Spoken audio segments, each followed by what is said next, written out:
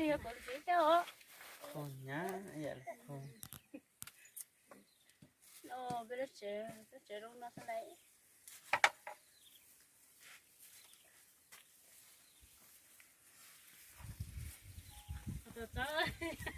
Tao em nói chơi sao? Nhiều, tao nói ta chả, tao chịu ý à, tao chịu nó muốn tao.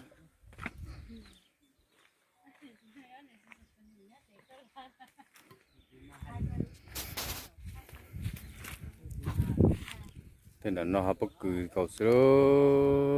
tên là nó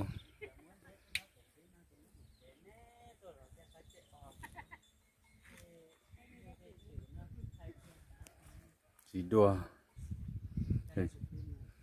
chơi lúc gì đua ăn đó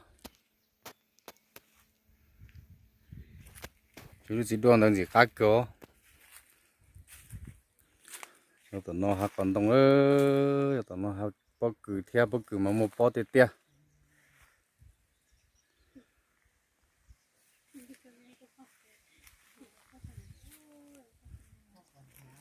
tôi mong luôn năng nhau to xia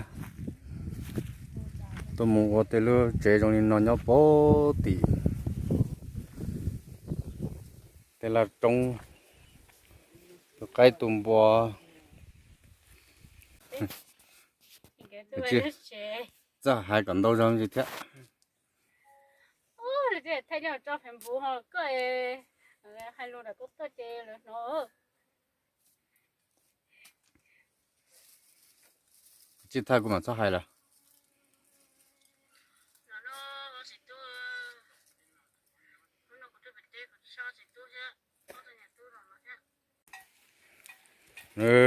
chẳng nó chơi của tụi lú ra nó tụi say tụi nhà tụi nó cho tê bự tì rong tì trống tì nó nữa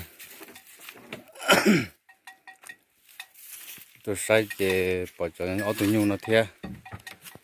bất cứ nó